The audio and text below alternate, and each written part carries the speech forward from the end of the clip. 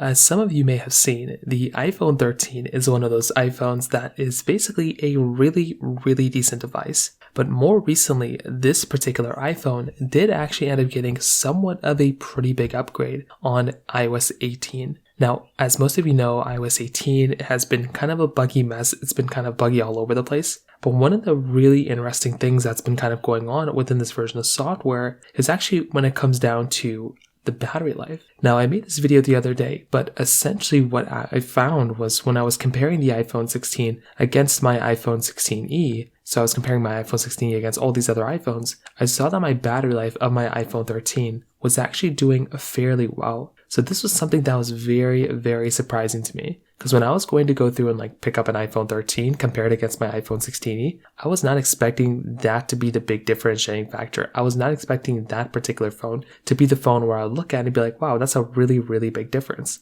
That was not where I was initially kind of thinking about. But that ended up kind of being the case here. So that in and of itself was a very insane thing in and of itself. But on top of that, when I started kind of using my iPhone 16 a little bit more, I'm actually seeing that my iPhone 13 compared to my iPhone 16e is still actually holding up very well as well. Like my iPhone 13 is still giving me a dual camera setup. The iPhone 16e isn't really giving me that. And on top of that, my iPhone 16e is also going through and it's giving me, no MagSafe capability inside of it, where my iPhone 13 is actually still maintaining and still giving me MagSafe on top of those things. And I think that in and of itself is another really big thing in and of itself. And I do think if you are going to go through and pick up a device, that is another super crazy thing to kind of think about there too. So I would probably say, right, if you're going to go through and if you're going to pick up a device, I think the iPhone 13 is still a pretty decent device. But I'm actually pretty surprised about the updates that the iPhone 13 is getting, because these updates are still actually making the iPhone